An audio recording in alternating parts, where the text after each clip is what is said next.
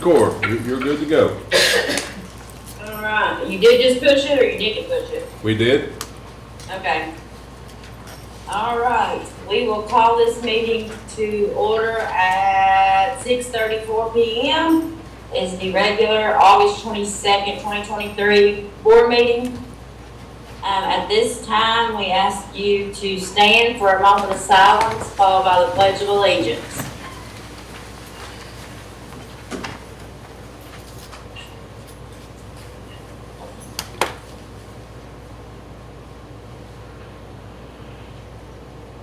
And a pledge. I pledge allegiance to the flag of the United States of America and to the republic for which it stands, one nation, under God, indivisible, with liberty and justice for all.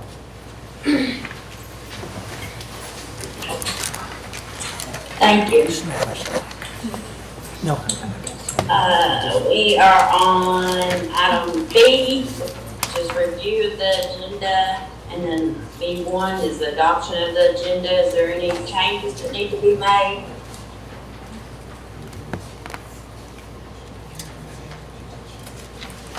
If not, would anybody like to make a motion? I'll make a motion to adopt the agenda.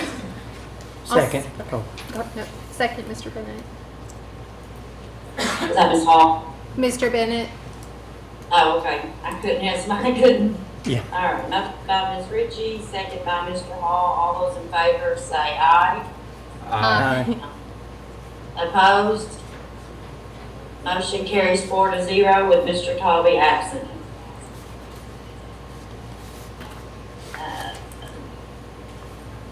We are on item C, consider approval of minutes for the July 19, 2023 special meeting and July 24, 2023 regular meeting. Was everybody at those meetings? Yes. I believe. Yes. Yes. Okay. Would somebody like to make a motion for that? I'll make a motion to approve the minutes from July 19th and July 24th. All right, motion by Mr. Dorsey, I'll second. second by Ms. Hall. All those in favor say aye. Aye. Opposed? Motion carries 4-0.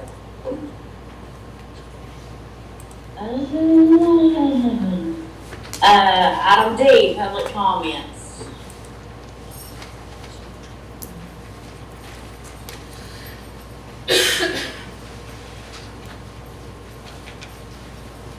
I'm sorry. It's okay. So, Ms. Carter, you're gonna do your presentation now, or do you wanna wait till we get, we've got you on the agenda? Okay. Is that okay? Yep. Okay. All right, so.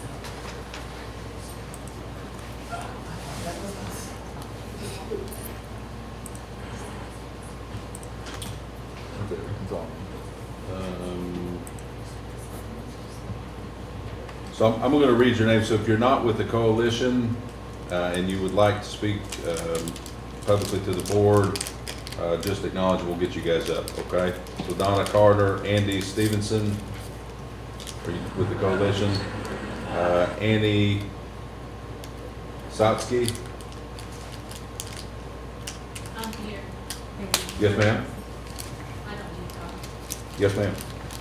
Andrea Lyle, I'm here, but I wouldn't like to. okay. Latoya Gordon, I'm here. would you like to speak? Yes, please. Absolutely.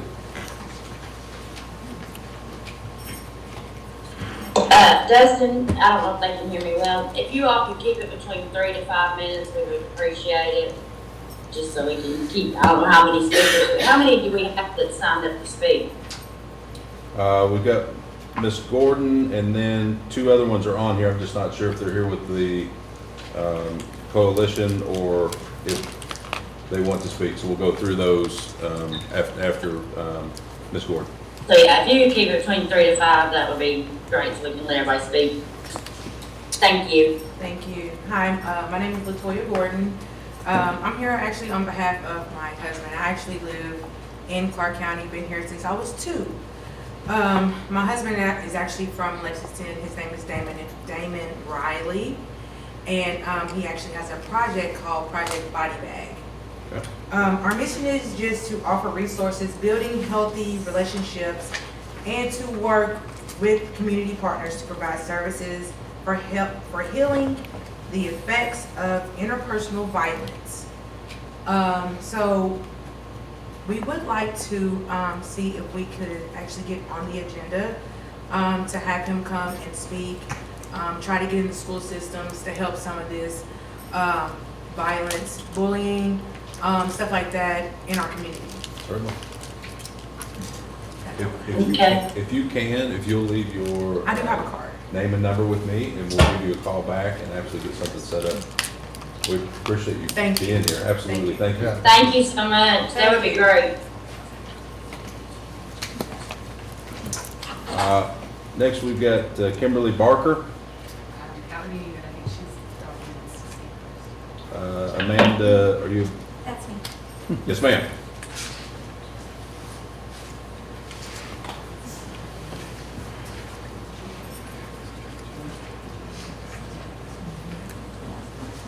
Hello, I am Amanda Wallen. My son is a student at GRC. We have been in Clark County all of our lives, and I just have some concerns about some of the new policies. The biggest one being the new bathroom policy. I've had him as well as other children tell me that they are scared to drink water and trying to hold it all day because they don't have time to go to the bathroom since only 2 are unlocked. There's been other issues as well as children not having enough time to eat during lunch or not having somewhere to sit during lunch. With the courtyard being closed to everyone but seniors, it is making other kids late to classes because they used to cut through the courtyard to get to classes. And those are the main concerns that hopefully there can be a solution to. As well as the drop-offs in the morning. We were there on time this morning, but because there was such a long line to get in, he and about 50 other students were sent to go up front to sign in and get a tardy slip. So he was actually 20 minutes late to class, even though he was at the school premises on time. Thank you for your time. Thank you so much. Thank you. I'd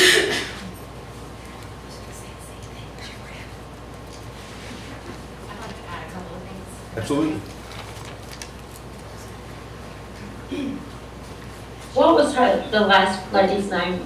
Wallen. That was Miss Amanda Wallen, All right, thank you. and this is Kimberly Barker. Kimberly Barker. Did I do that? Okay.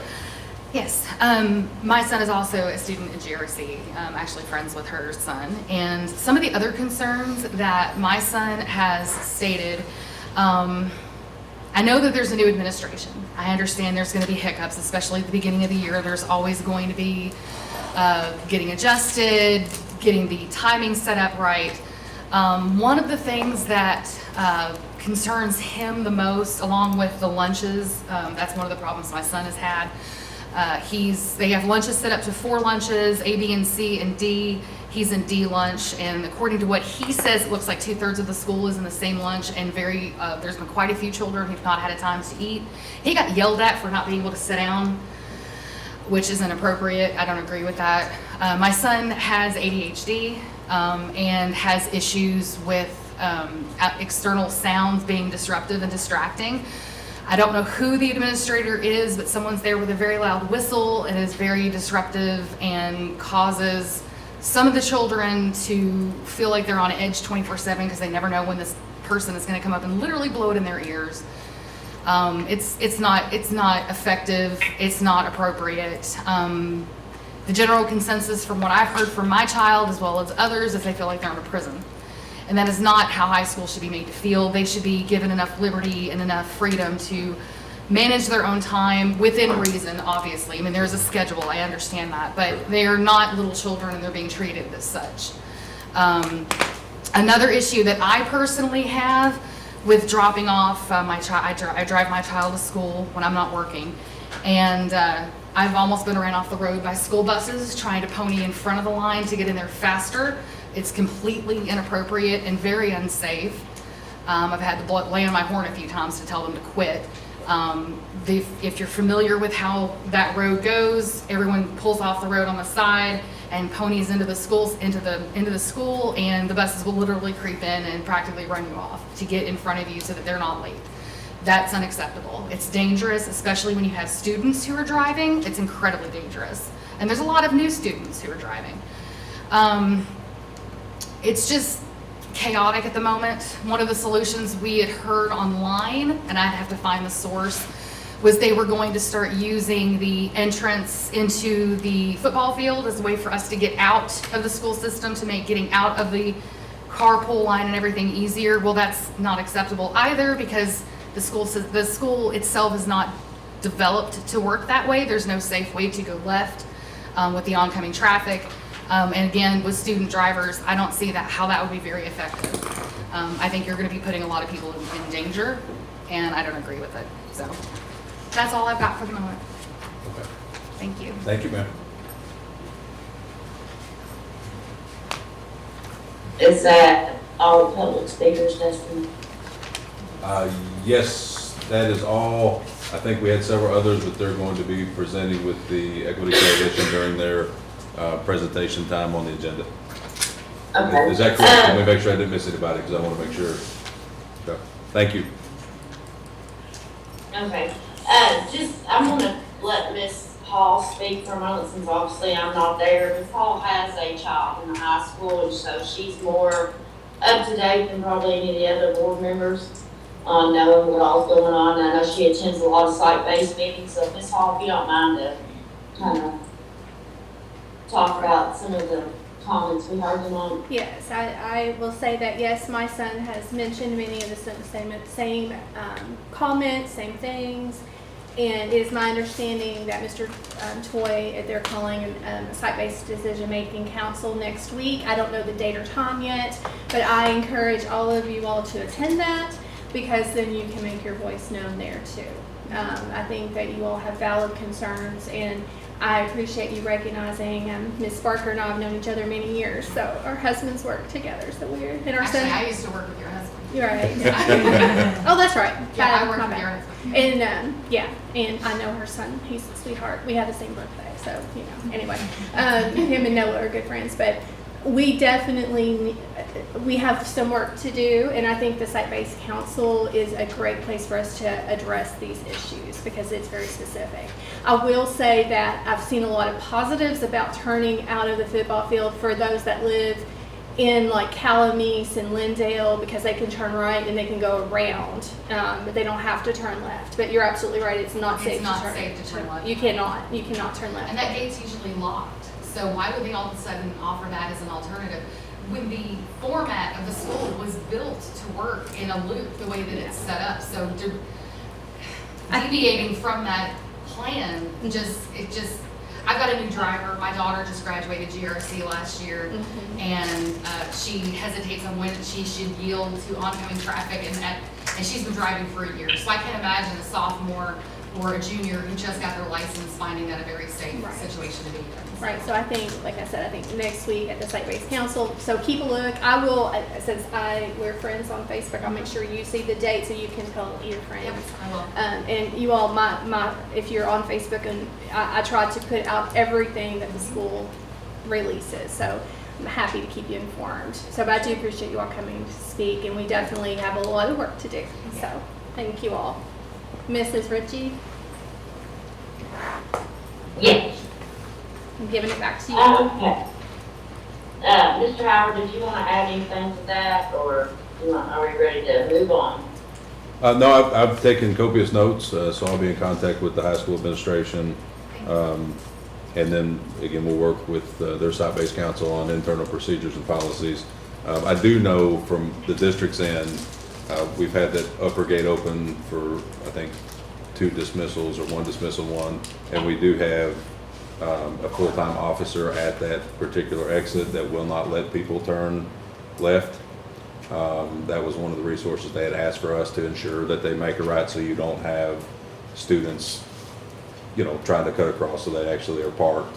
And I just know that because I was down there this morning taking copious notes on what we can do. We're also working with the Sheriff's Department and the Winchester Police Department. Chief Hall talked to me today along with Sheriff Perdue on trying to get some support to get people in faster, because there's a lot of things happening down towards Boone Avenue and the bypass. That's, as you guys know, because you drive it every morning, as we do. So they are coming in tomorrow morning, and they're going to either try to help us out or give us some suggestions on how to get folks in quickly but safely, so that we can remedy this in a timely way without pivoting too much either direction and putting our kids in harm's way. Well, I think that the traffic issue is a big issue. A lot of the issues that the kids are saying are more internal. I think from a parent standpoint, Sure. getting our kids there on time and safely, the traffic issue is a primary thing for us. But the internal issues that the kids are having to adjust to, and it's not the cell phone thing. I agree with the cell phone thing. I mean, that's not a big Amen. deal. I know. Yes, ma'am, me The too. way I explained it to my son was that, COVID happened and you all got feral for a few years, and now they're trying to wrap things, tighten Sorry. up the ship, and I Yes, get that. yes, ma'am. But I was like, and that's just something you're gonna have to deal with, and in case of emergencies, there's ways, you can figure that out, but there's certain things that have changed in the dynamic of the school where my son is just not happy to go. I mean, I know it's only the second week, and it's really hard to boost the morale of a child, and it's like, man, I don't wanna go and be in prison all day, this is stupid. Sure. And he's old enough, he's 16, he's old enough and mature enough to know that the changes are so drastic from last year, just a few months ago, that I don't know, I don't think that they're taking into consideration what it's like to be a teenager. She actually said that earlier. And I don't think that they are, I understand tightening the ship, but you've got to have some empathy to the children and their overall experience. And I think to begin with this school year, they're not making it a very good start. And again, and I appreciate that, and I do think that they prioritize safety first, thinking that if you tighten it down, you can always loosen up once you get feedback. And I think that's what we're getting in my conversation with That's why we came today. Mr. Toy today. I think that's why they're having this meeting. Yes. And again, for the transparency, I've got a son who's a junior at the high school, and my daughter's a sophomore. So once I take the superintendent hat off, I'm also a dad too. So So you've heard. so they're calling the meeting this week and to address things. So, If it's not too late, I would like to say something. Madam Chair, is that, just as long as she's good with it, I don't technically run the meetings, I know I feel like it now, but All right. the board, I just wanted to say, I'm Annie We Sotsky. need to get her name. I'm Annie Sotsky. she's on the list. I'm on the list. I just Yep. said. I know Ms. Fox. Yeah, hi. I just want to say I completely agree with what they said. I emailed you today. I got a quick response. Luke called me. Mr. Toy called me. And we had a great conversation. They're working the kinks out. I just wanted to I liked the process. I was able to get direct communication. He called me, and so I was very appreciative of that. I have a son who's a junior and an older son who graduated and went off to the Marines, so done this a few times. You should tell him we're thankful for his service for our country. I That's will. Fantastic. He graduated in 2020. Wow, okay, you're one of those moms I then. am one of Okay, those all right, moms. yeah, they COVID kind of lost the survivor graduation, sure, mom, yeah. yes, absolutely. So, well, thank you for saying that. And again, So, we're all in yeah. this together, guys. I Right. want to make sure. And sometimes it just takes a minute to get feedback and work Right. through the process. So if Right. anybody, and again, out there in, I guess, the world, if you email me, I will get back with you. I don't dodge things, I don't avoid things. Our kids deserve the best. And sometimes it just takes a minute, so. Absolutely. Thank And you. I appreciated Luke's response. I just wanted to say that he is very open to. That's good. So whenever the meeting happens, we'll try to be there. Okay. Kind of work it out. All right. Thank you. Thank you so much. I appreciate it. Thank you, guys. Absolutely. Go Cards. I feel like saying go Cards there for a minute. I heard in Louisville, so I'm down with that. So you're down, okay, all right. It's just, yeah, I'm pretty big on that part. But again, thank you for being part of the process. Thank you. Yes, ma'am. I do want to give Mr. Toy some positive feedback. I have heard quite a bit of positive on some of the things he's doing as well. I don't want him to think that he's just getting all negative feedback. I know being a new administrator and all of them in that building is hard. So I don't want him to think that he's getting all negative feedback. I've seen quite a few that have given him some really good feedback. The cell phones, being shut off during school. It seems like he's getting a handle on some of the bullying, and so there has been some positive feedback coming out, some of the things he's implementing up there. So, with that, We will move on to item E, Clark County Equity Coalition presentation.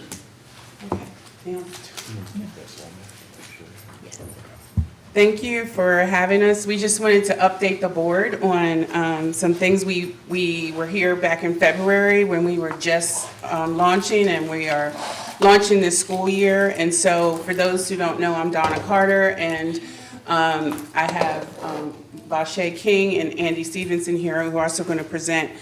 So if we can just, we have our website up, and if we can go to the next slide. We have established our norms of how we are going to operate, and this is important because this is external as well as internal.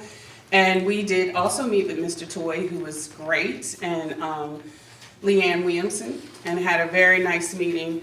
And we offered our services if there are issues with marginalized students, our Black and brown students, students with individual disabilities, our Hispanic students, or issues that are going down the wrong road, or they just need some counsel or some support. We want to be here to offer that. All of us in our various professions have that background, and we hope that our goal is to be proactive and not to let an incident occur, but to help to put things in place so that Clark County Schools, we can be proactive with our students and our community. And so here you have our norms and our values of how we are going to operate as a coalition amongst ourselves, but also externally. And that often sometimes means having difficult conversations, but at the end of the day, we always want to be able to come back to the table, right? Because it's about community. This is a big job. I was just sitting there saying, I would not want Mr. Howard's job. It's a big job. There's a lot to do together. So at this point, I'm going to turn it over to Vashay, and she's going to talk about the Black and Hispanic Achievers Program. Try to contain my excitement. You don't have to. I mean, we get I'm so excited pumped right about here. this program, y'all. You have no idea.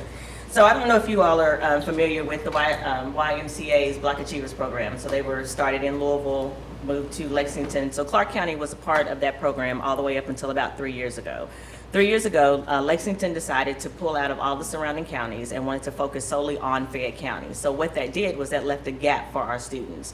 At that time, our students were invited to participate in the Montgomery County program, and then they were going to that program. That program didn't really end the way that we wanted it to, so we started to really have a meeting of the minds to say, what can we do to service our kids here solely to make sure that they're not forgotten about. So I am so happy to announce that we are launching our own Black and Hispanic Achievers Program. So that will kick off officially September the 11th is when we're doing the actual parent informational meeting, but we'll meet 2 Saturdays a month. We service 6th through the 12th grade. Some of the things that we'll be doing, so the whole program is based around the premise of making sure that we are pouring into these kids, giving them, building their confidence, instilling strong confidence within them, and we'll do that through various activities. So there's 2 different clusters that we'll be having. One is considered the professional cluster, the other is considered the general session cluster. Our professional clusters is where we'll have our Black and brown professionals come in the education, medical, business, public sector realms, where the students will get an opportunity to choose a cluster and they can meet with those professionals and kind of get an understanding of like a day in the life. So those are the professional clusters.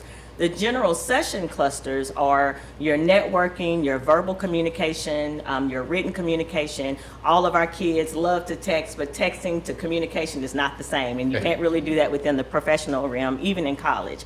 So that our program will also help them along that as well. We're also doing what's called Black and Blue, where one of our police officers, Travis Thompson, is going to come and work with them on the interaction between our Black and brown students and our white police officers, just to pull away that stigmatism that is between those two communities.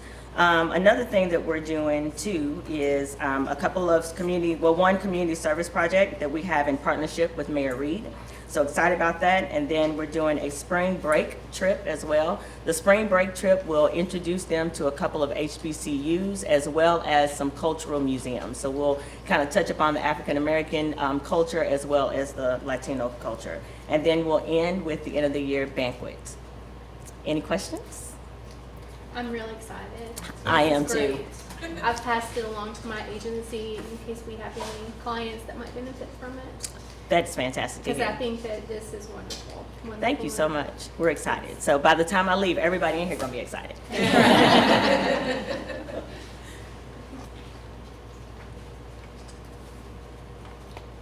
Next slide. So, as Donna was talking about, we are really trying to be proactive.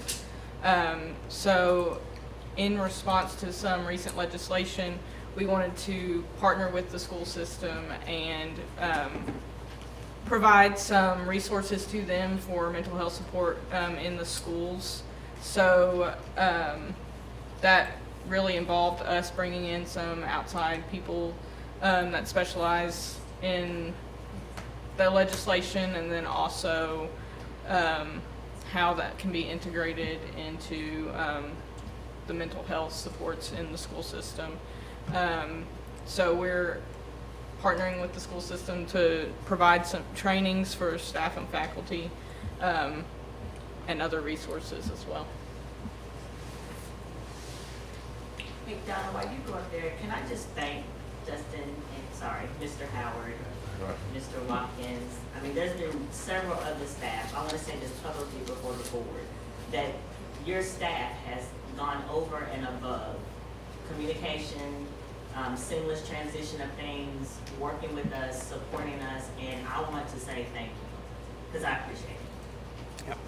Thank you. Thanks. So that's part of my next slide, but I also want to thank, I also want to We'll take thank, lots of positives. Yeah, It's all right? We don't have to fight over it. I also want to thank Dora Hall, who's also been part of the meetings with the mental health support and has been a great resource for us as far as working with the counselors and making sure that from a mental health standpoint, that the things that we're doing are really going to be beneficial to the district. So she's given a lot of her time for that as well. So these are just some things that are in progress. Kent Kugel has been one of the staff members who's been really, really working with us. We're still working on trying to pilot a senior interpreter co-op. We have not given up on that, but we have to figure that out and work as we partner together, what's going to be the best alternative for that. And we're partnering with Dr. Parrish around diverse recruiting. So scheduling a meeting with the Minority Education Association at University of Kentucky so that when she ramps up for recruitment next year, we're ready to go with some resources for potential student teachers who are diverse and things like that.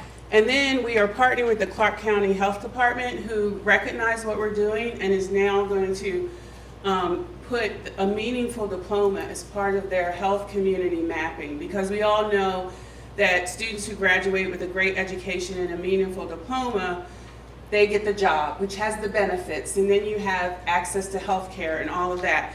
And so that's huge to us, that it's going to be a foundation of this community, that a meaningful diploma is that. And so we've been going to several events and just getting the word out and letting also not only about the Equity Coalition, but about the great resources and the new administration here and the things that are going on in Clark County Public Schools. We hope to just continue this great partnership. We'll continue to update you as updates are needed. And we just want to thank you for your time and for all the support. Any questions for the Equity Coalition?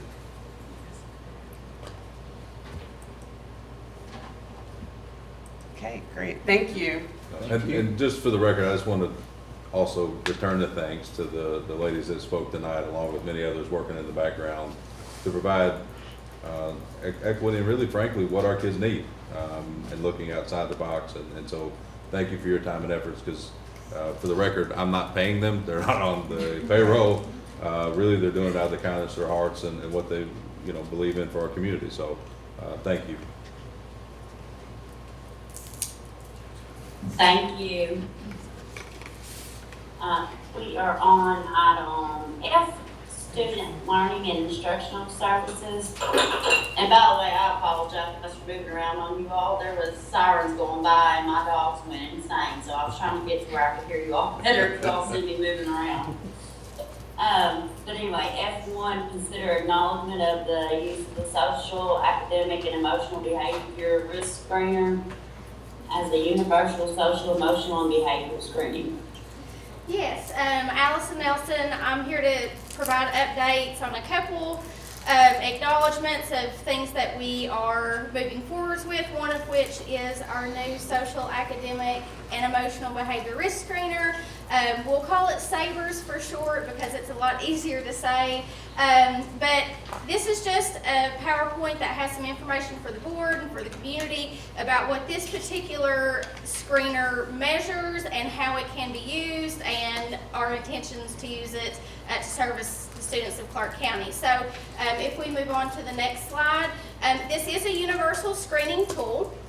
So it is appropriate for students between kindergarten all the way up through 12th grade. So some previous measures that we had used were more limited in their grade levels. So this allows us to consistently screen students across all grade levels, which is a really big perk. It is also norm referenced. And there are both teacher rater forms and student rater forms. So that allows us to gather information from multiple sources.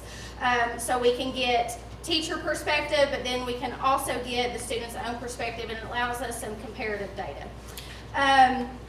This particular scale is looking at, it's looking for the presence of at-risk factors as well as well-being and competency. So it's a twofold screener. So not only is it looking at those at-risk behaviors, but it's also looking at those pro-social behaviors that indicate a student is doing well and making progress socially. So that was another draw to this particular screener. The administration for this screener is brief, so they estimate that per child, the teacher may spend somewhere between 3 to 5 minutes filling out a 19-item rating scale, so it's very efficient. For the student portion, it does take the student approximately 10 minutes to complete an assessment for themselves. So it's time efficient, and it's all computer-based. So with it being computer-based, that allows us for immediate data, and it also allows us to disaggregate the data in different ways. So we can look at data across certain grade levels, data across certain populations. We can look at data for particular groups of students, which will allow us to determine students that may need additional tiered intervention supports and how we might group those students together. This measure is also aligned with CASEL, which is the Collaborative for Academic and Social Emotional Learning.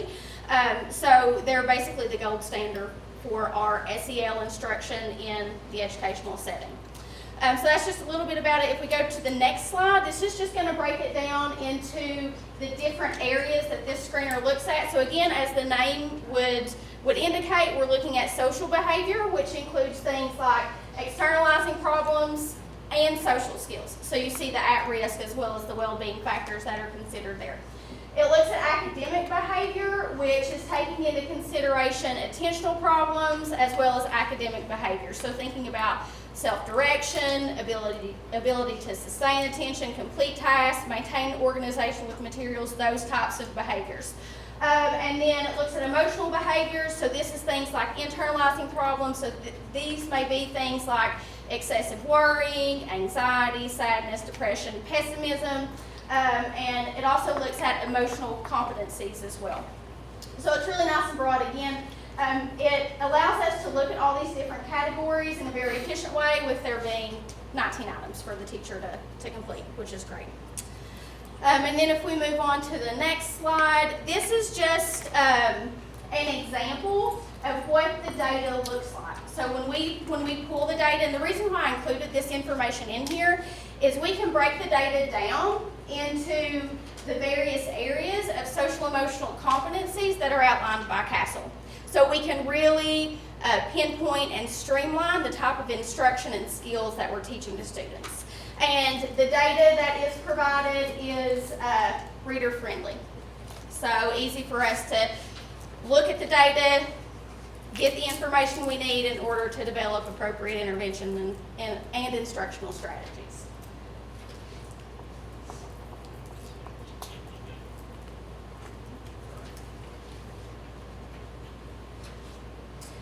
Now, one really awesome thing about this particular program that we're moving towards is not only does it provide us with universal screening data, it also provides us with a tool for progress monitoring.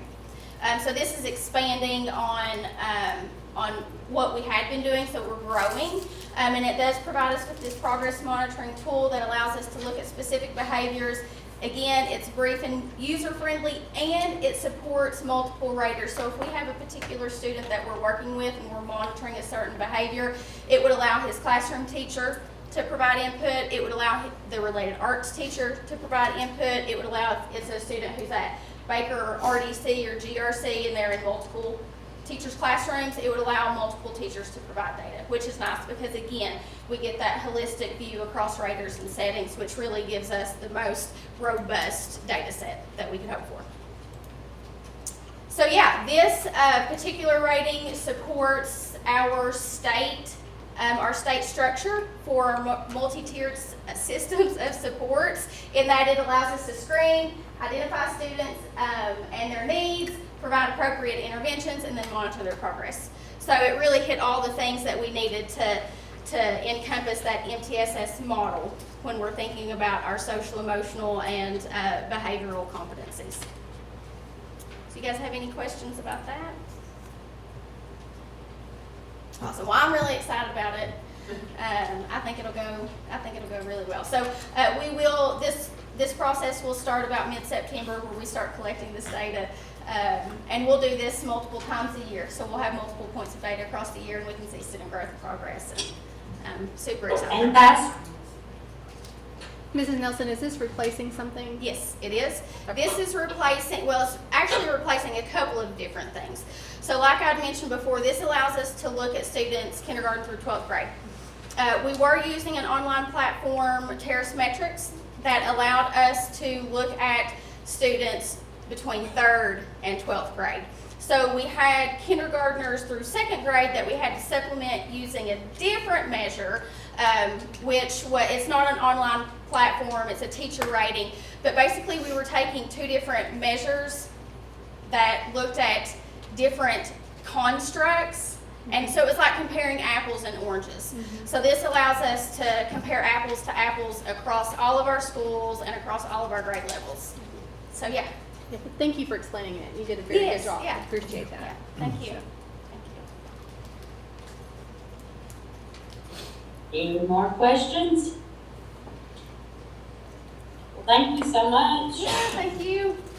I think I'm next, so I'm just gonna stay up here. You want to get steps in and walk That's back fine. and I'm forth? gonna sit down and think of it. Okay, all right. The next thing I'll talk about, there's not attachments that are included for this, but I just wanted to provide an update to the board that we were privileged to have the Kentucky Center for School Safety come present to a district team, which included administrators and a variety of our mental health professionals.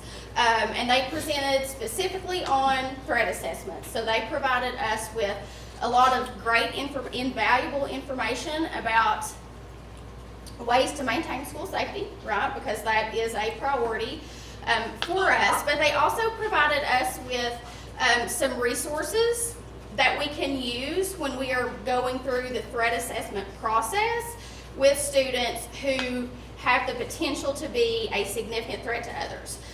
So administrators and counselors have reviewed the resources, and we will be utilizing these resources as we move forward with our threat assessment process. We also have the Kentucky Center for School Safety. We're one of their schools per se, so they are able to provide us with continued professional development throughout the course of the school year, and we do anticipate continuing to reach out to them for supports and supplemental resources that will help us to streamline our processes and make them thorough yet efficient. Any questions about that?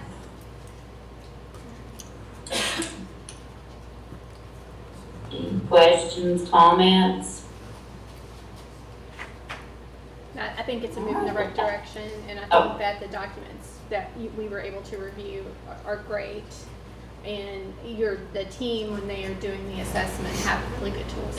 Yes. And that's been needed. So Yes. I think it's- Personally, I think it is I'm confident it is a very positive move, and it will be a great resource for our teams. And I'm very grateful that we were able to connect with KCSS to come in and provide us with those supports. And I sent an email after that training because it was seriously one of the best trainings that I had ever been in. And a lot of times when you're in trainings like that, you're going to a training like that, it feels a bit heavy because it's hard stuff to process.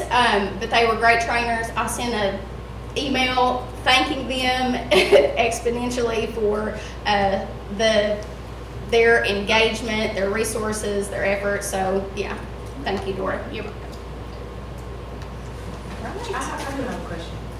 So with this program, the process of this, is this process the same process that an adult will go through if they do find this child a threat? Would that fall under Marcy's law and all that? So these are solely school-based procedures. So let's say if we were in a situation where we had a student and there was some type of, like criminal concern, a concern that was beyond that of the school level, then at that point, we would reach out to law enforcement. So it's separate from, yeah. So that process this is specifically school-based assessments, and oftentimes if we do these assessments and we find there is a high risk factor, then we reach out to other agencies because we're not qualified to provide those kinds of interventions. Would it also include incidents outside of school that have been brought to your attention?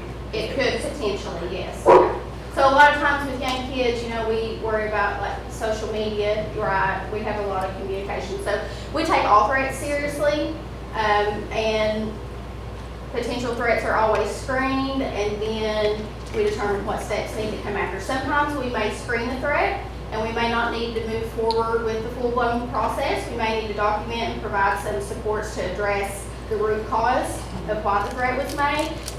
But other times we might need to go through a full assessment, and then sometimes we might need to reach out to other agencies to provide appropriate interventions and supports. We were made aware of an incident on a school bus this afternoon, so that's why I was asking if referrals can be made outside of the actual school building. That's right. Yeah, and our threat assessments, again, it's mainly related to school-based events. If there is a threat of harm to students or a threat to school safety. Yeah. Sure. And just for the record, I'm aware of the incident on the school bus and it's being addressed. Thank you. Yeah, absolutely. I was scared. It, unacceptable. Very much so. So we're on it. Thank you. Go Cards. Any other questions for me before I take a seat? Awesome. Thank you guys for this question. Okay. We are at F3. Those are both acknowledgements, so we don't have to vote. F3, consider approval of revised certified evaluation plan. I guess Ms. Goodman. In May, our certified evaluation plan was brought before you all for approval. Since then, we have been working on digitizing our plan and uploading it into a digital platform. So this year, we will be housing all of our records for evaluations into a digital platform. In doing so, we realized that we had two different dates, which has worked in the past when these documents were paper-based. But as we have transitioned to digital forms, we really needed to consolidate to one specific due date instead of having two separate ones. So tonight we are asking for a revision for teachers. The teacher evaluation form, they had two different due dates of September 1 and October 1st for the self-reflection and professional growth plan. And we are asking to consolidate those just to October 1st. And then on the administrators, they had two different deadlines for their self-reflection and professional growth plan of August 15th and September 30th, and we would like to consolidate those into one due date of September 30th. None of the content of the certified evaluation plan has changed. but just in going the digital route, we really needed to have one due date for that document. The self-reflection and the professional growth plan are all combined on one form. So it just makes sense to have one due date. Are you feel like those due dates are good? The ones Yes. you're proposing are good? The due dates that we selected were already there. We just picked the latter of the two. Latter two, Mhm. okay. Yes. And once again, this looks fabulous. Thank you. This is very, very nice, the digital format here. So, The only, if you're looking at the slides, the dates are revealed on slide 13 and 23. And again, it's just going from 2 dates to 1.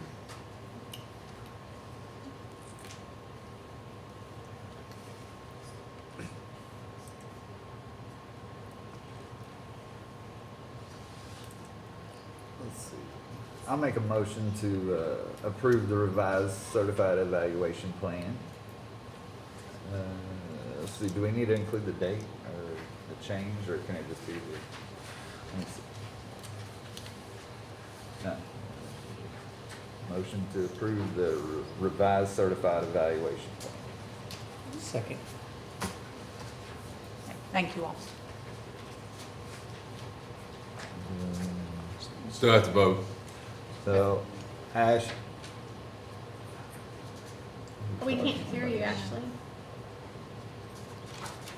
Okay, who said it? Mr. Billy. Bennett.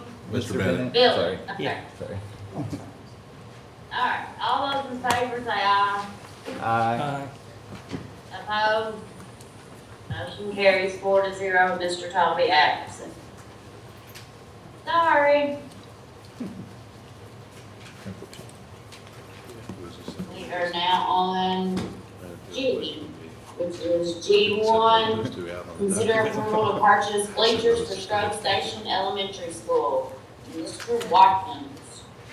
I'm Brandon. Hello, all right, you guys had a quote for new bleachers for Strode Station. After we did the gym floor renovation, there was an issue with the rollers on the current bleachers.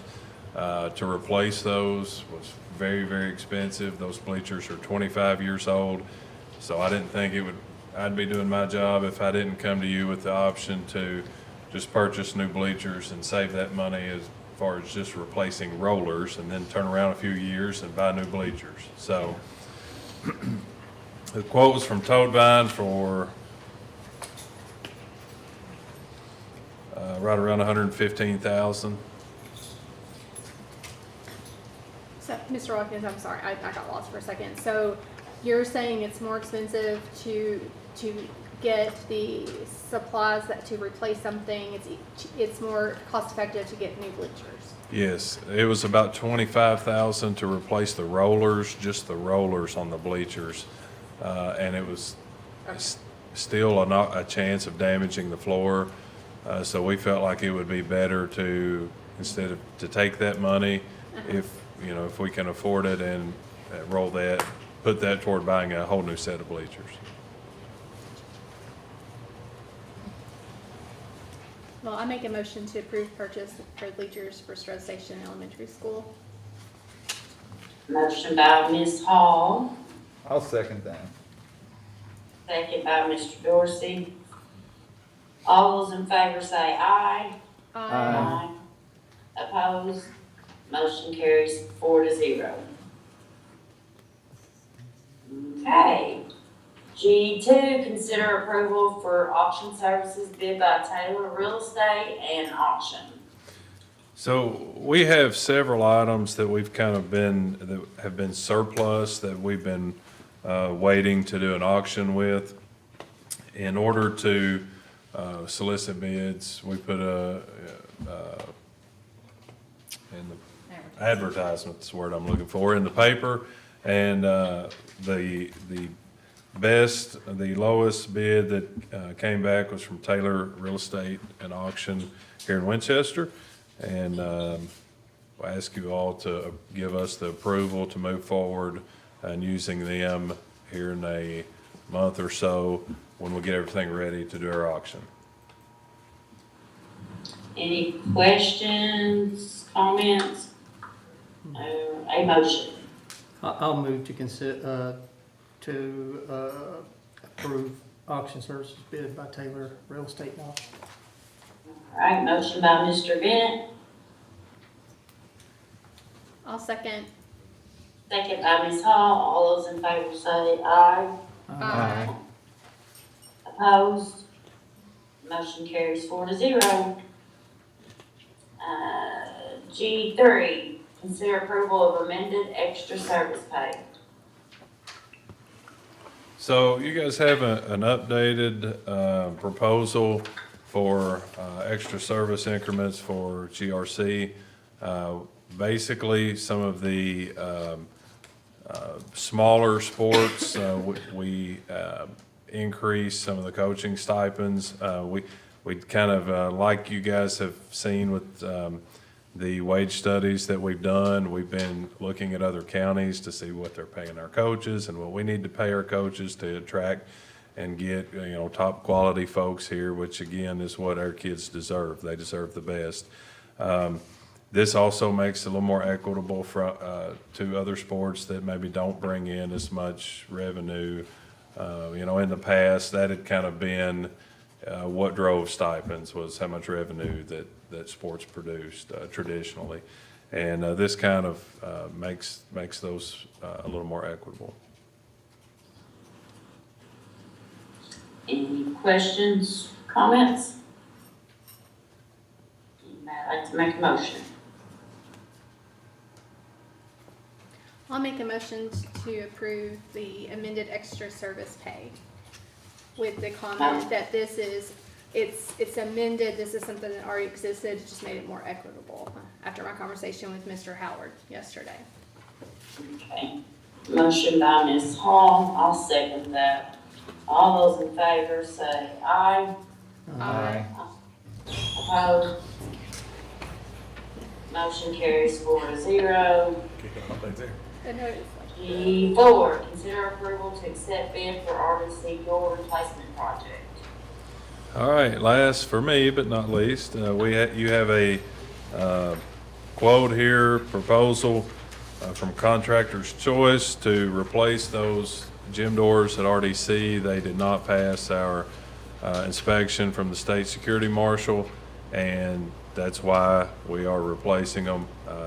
They have to have locking mechanisms on them, and we presented architectural drawings and things like that.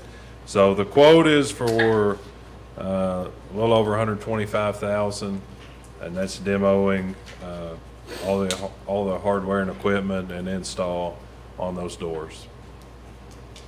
Mr. Watkins, which, is it the very front doors? Is this? To the gym. When you walk inside RDC, they're red right now, those old doors that go from the hallway into the gym. Okay. I'm pretty sure those were there when I was in school. Yeah, I'm pretty sure it's the same, like 30 plus years ago. Well, they can't be that old then. That But, was- Yeah, that was I mean, good. I concur. Man, that was good. Right. Good. No, they I'm sure have been there probably since the building was built. Oh. And again, they didn't pass the state safety inspection, so we've got to find a remedy for them. Any more questions or comments? If not, would anybody like to make a motion? I'll make that motion to approve. Motion by Mr. Bennett, I'll second. second by Ms. Hall. All those in favor say aye. Aye. Opposed? Motion carries 4-0. Thank you all. Good job, Brandon. We are on H, Finance and Human Resources. Hello. Good evening. H1, consider approval of BG4 for Clark County GESC 17-178. So this is our energy project. That's what it's officially named in the FACTPAC system. But this is the formality of the paperwork of the process that we have to get to close it out. So this is the BG4 that explains the amounts that the contractor paid, and they're verifying that, and they submit that on their behalf, and then we just have to have it board approved. Hit submit with the board meetings, and then we'll bring back the BG5 next month, hopefully, if everything gets approved in the system in time for me to get it submitted, and then we'll have that project closed out. And there are some residuals that we've committed those to the preschool project already. It's in that amount we've committed. Any questions for Ms. Ellis? Not, would anybody like to make a motion? I'll make the motion to approve of for the approval of BG4 for Clark Energy Project or Clark County GDSC 17-178. It's a mouthful, ain't it? Yes. Motion by Mr. Dorsey, I second. second by Ms. Hall. All those in favor say aye. Aye. Opposed? Motion carries 4-0. H2, discuss and propose 2023-2024 tax rates for real property, personal property, motor vehicles, and utilities. So hopefully you have had a chance to review the reports that came in for our tax rates and had some discussions with Mr. Howard. Essentially, we budgeted that we would take the 4% revenue increase from what we made last year, so that choose the rate that allows us to earn 4% more in revenue each fiscal year. And this is a compounding revenue source for the district, so if there's a year you don't take it, you lose out on that money, because it's every year 4% more than the prior year. So in order for us to maintain that, we would need to adopt a property rate of 67.5. And that's 1.6 cents up from our current rate of, I don't have that one in front of me, 64. Shoot, I'm sorry, I just messed that up, didn't I? So I'm gonna do the math for me because my brain's not working tonight. 67.5 minus 1.6, 65.9. Yes, thank you, 65.9. Thank you so much, Mr. Dorsey.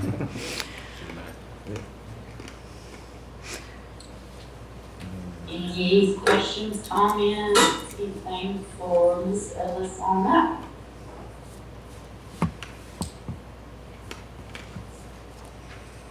And so this is the first year that I've been on the board when we set this tax rate. So is this what you're seeing, is it similar to past years?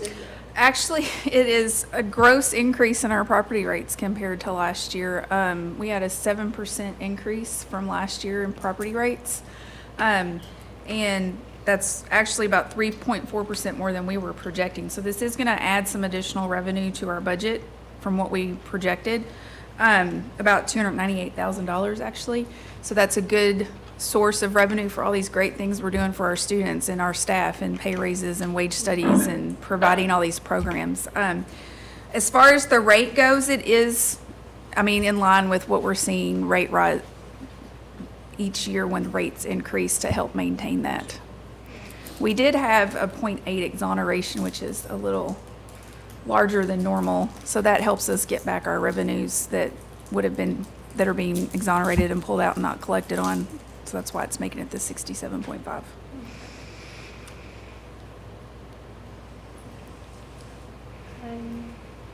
And I had a discussion with Mr. Howard yesterday about this, and I appreciate you answering those questions. Yeah, So absolutely.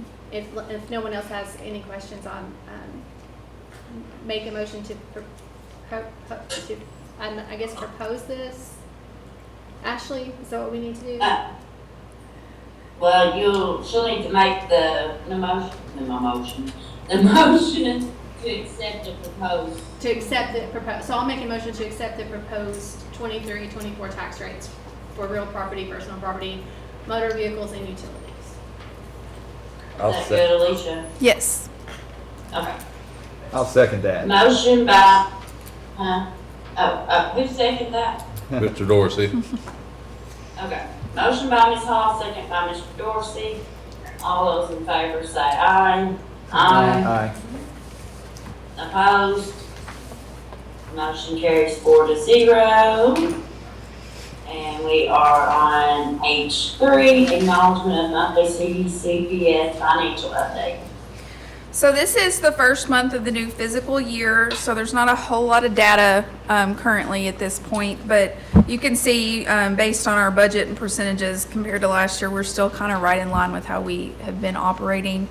It does look like our taxes are up compared to last time at this same period, but probably a lot of that has to do with recording of when we received them versus when we received them last year between June and July. Sometimes they get between the two periods, so it's probably really mostly due to that they're up. But that's really, we've kind of already discussed the two major items. And Mr. Watkins discussed the athletic on our discussion topics. Under consent, you are going to see another listing of some surplus items that will get added to that auction. Also, our KDE grant management system that we have to do, this lovely thing you hear GMAP all the time. We have to approve our assurances and submit those through that system. So we have those on there for you to see and approve for us. And that is pretty much it for the finances for this month. Do y'all have any questions? Quick comment. And then we're on H3A, authorized payment of salaries and accounts payable. Pay our bills, please. I make a motion to authorize payment of salaries and accounts payable. Motion by Ms. Hall, I'll second that. All those in favor say aye. Aye. Thank you all. Opposed, motion carries 4-0. And now we are on staff retention and recruitment. Consider approval of second reading of 03.122 and 03.222. Paul. Yes, so second reading for holidays and vacations. This is just the district's attempt to show our commitment to cultural competency and adding Juneteenth as a holiday. Anybody have any questions, comments? If not, anybody like to make a motion? I make a motion to approve the second reading of these holidays. Motion by Ms. Hall, I'll second. second by Mr. Bennett. All those in favor say aye. Aye. Opposed, motion carries 4-0. H5, consider approval of child care director job description and salary schedule. So we have our child care program set up at the preschool right now. So staff who have students at the preschool are receiving child care until 5 o'clock in the evenings. Now we need to get our other child care facility up and running for the 6-week-olds to 3-year-olds. So the only way we could apply for this license is if we have a child care director. Well, since this has never been done before in Clark County, we didn't have that, unfortunately, in our pocket. So the job description I'm bringing before you is a recommendation from Kentucky Child Aware. And these are all the recommendations, and then we've added some things to it ourselves. So the job description and the salary is there. The salary, we didn't do the lowest Kentucky average, and we didn't do the highest national average. With Mrs. Ellis's help, we settled right at the 1.5% step, which is the highlighted pink salary schedule. And once we get this approved, we can post and get that position filled and move forward with the daycare. Any questions, comments? Anybody want to make a motion? I make a motion to approve the child care director job description and salary schedule. Motion by Ms. Hall, I'll second that. second by, that was Mr. Dorsey, right? Correct. Okay. All those in favor say aye. Aye. Opposed, motion carries 4-0. Thank you all. Thank you, Tammy. We are on to internal board business. I-1, acknowledge 30-60-90, 2023-2024 district plan. So I'll kind of lead us through this. This is kind of going to tie into the superintendent's report, because essentially what this is our tentative live working document plan of what we're trying to do as a district the first 30 days of school, Think about 60 days being the first semester of school and 90 days from after, January 1st to the end of school. So as we work as a team and work as a board, we will add things to it, especially coming up later in the year. We put a heavy emphasis on our 30-day plan with instruction, with professional development with our staff. So anything we've done this summer with curriculum training, with instructional strategies such as Kagan, Orton Gillingham for literacy, safety trainings. We're also starting to work on putting together, and part of my professional growth plan is going to be looking at our strategic plan and strategic planning, and specifically strategic leadership. So revisiting things like our vision, our mission, board goals we'll get into next month, starting looking at where do we see ourselves in 3 to 5 years, and then holding ourselves not only accountable to that, but how are we monitoring how we're progressing. So it gives us a better roadmap of how we're doing, and then how we adjust, more importantly. We've gotten a lot of things done already in the first 30 days. Again, we've trained every teacher in the entire district on day 1 and day 2 of Kagan. We've trained all of our administrators and teacher leaders. Last year, day 1 through 5, they actually went through a coaching training, so they'll be able to get into classrooms and help coach, give feedback to our teachers, so that we are implementing a highly engaging and yet cooperative learning strategies within our classrooms, so that kids cannot check out or decide to not be a part of the learning process. We're very excited about that work. We're starting to work on our comprehensive school improvement plans and our comprehensive improvement district plan. We're working with Cognia on also putting together focus groups to get feedback on how we're doing, where we need to improve. So we're making those plans as we speak, and that's part of the 60 and 90-day work as well. Any questions? Again, it's a thick document. It'll also be posted on our website, so folks can kind of go through there, and as we update it on kind of things we're working on as a district. We do have a date for our strategic community event. It'll be on October 2nd at 6 p.m. to 8 at George R. Clark High School. All of our site-based councils will be invited, community leaders, parents.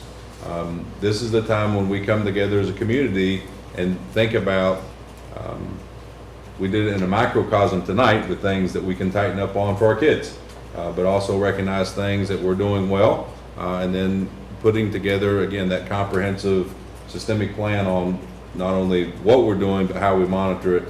And we want to be very inclusive with our stakeholders, because we're very blessed here. We're a 1 high school, 1 junior high, 1 intermediate, 1 school system community.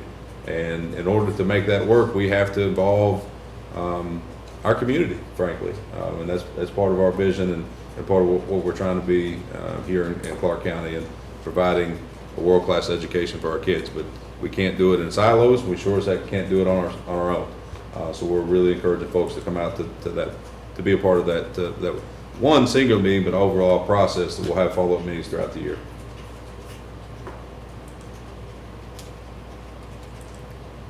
Say October 2nd. October 2nd, yes.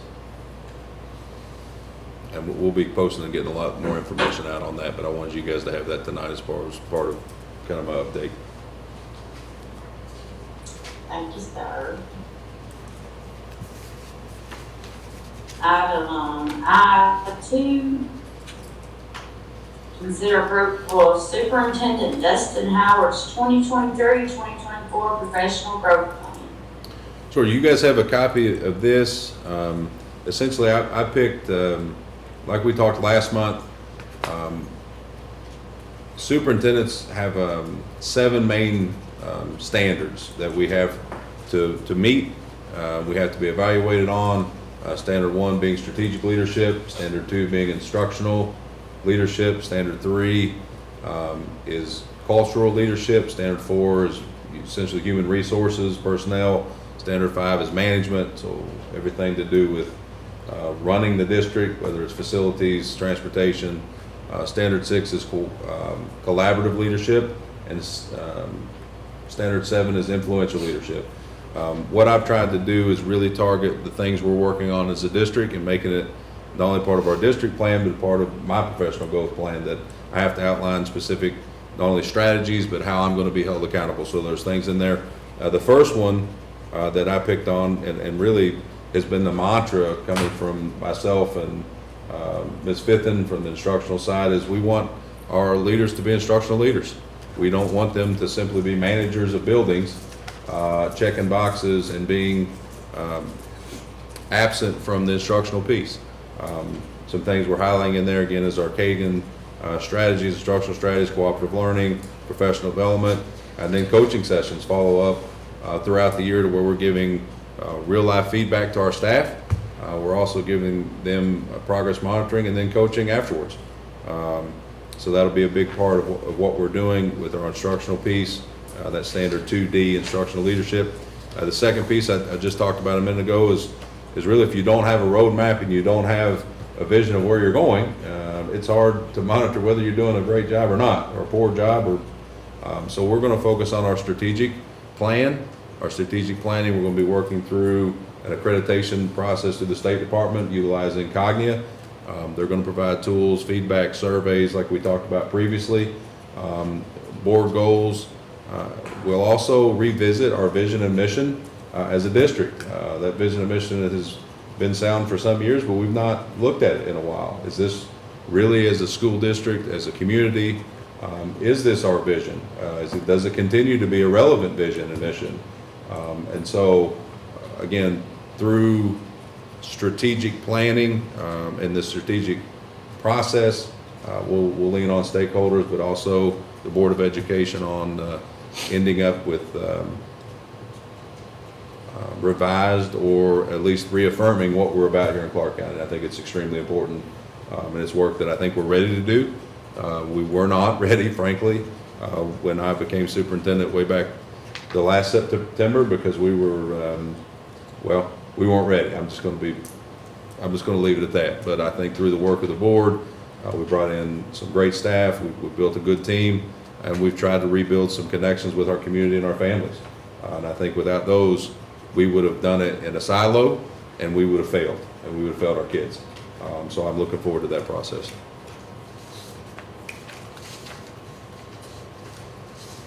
Any questions for me? Good job. Yep. And we've had Appreciate it. conversation, and I think you have a great plan in place. So I think that it things that make sense. So I think you've done a good job in coming up with your goals. So. Thank you. Our goals. I guess it is our goal. It's our goals. No, I told these guys when I got hired day one, our success as a district will not be based, not even solely completely on me. It's really about us and the team and bringing people together for common vision, mission, purpose, and doing the hard work and pulling together.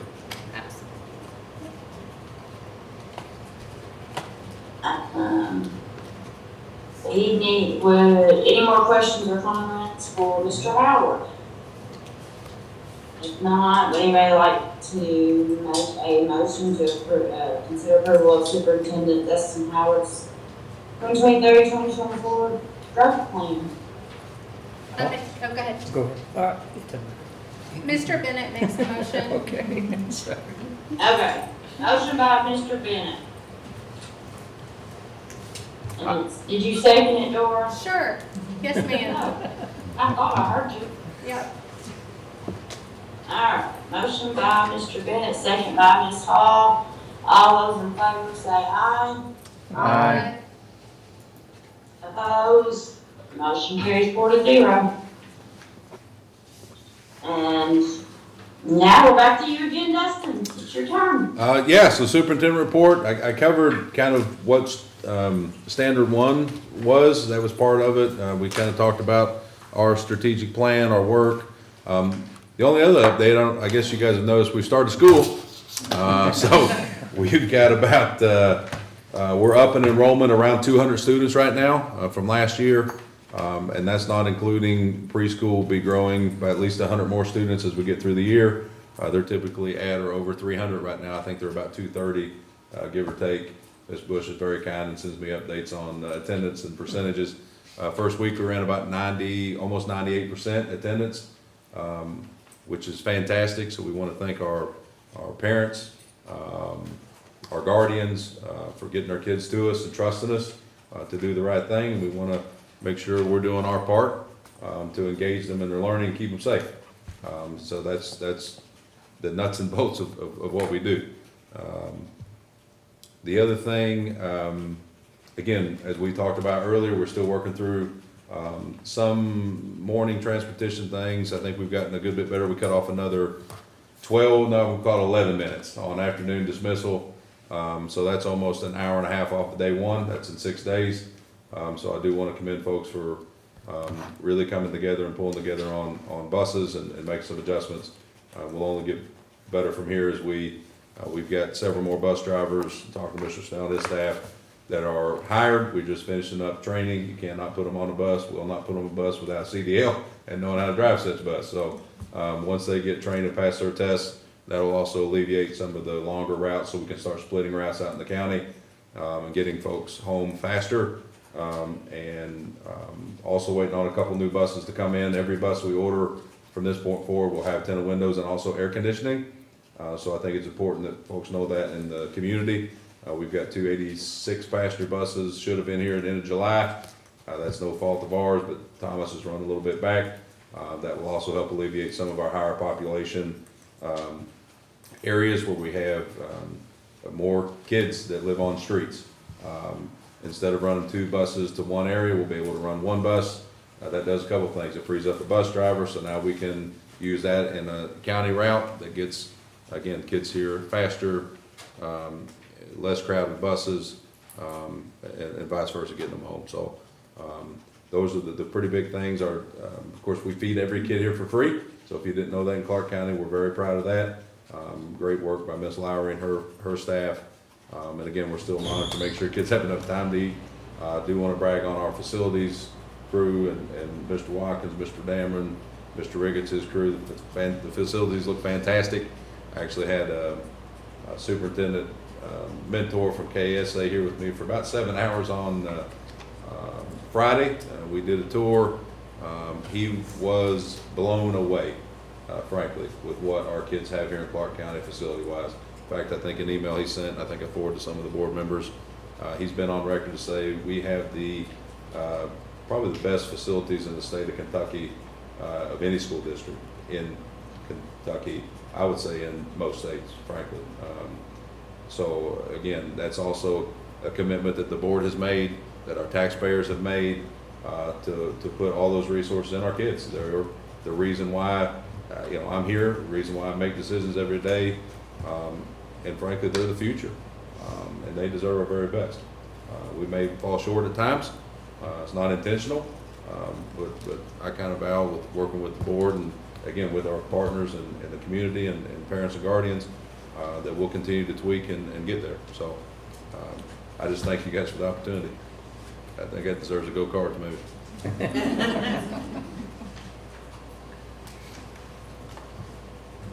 Well, congratulations on your first year of starting school off as superintendent. Yeah, I know, September. I did September last year, so we're ready to rock and roll once I get there. All right. Well, we are on to the consent agenda items. But anybody, do you all want anything pulled off of there, or is everybody good with what's on there? And anybody like to make a motion? I'll make the motion to approve the consent agenda items. Motion by Mr. Dorsey. I'll second. Second by Ms. Hall. All those in favor say aye. Aye. Aye. Opposed? Motion carries 4-0. Item number 11, adjourn. I make a motion to adjourn the meeting. Thank you, Ms. Dora. I'll second. By Paul. Second by Mr. Dorsey, right? Mr. Bennett? Mr. Bennett. I'm sorry, Billy. That's I all can't right. seem to get you right tonight. All those in favor say aye. Aye. Aye. Opposed? Motion carries 4-0. We are adjourned at, I don't know, what time is it? 7:54 PM. Thank you, Ashley. Thank you, Ms. Ritchie. Yes.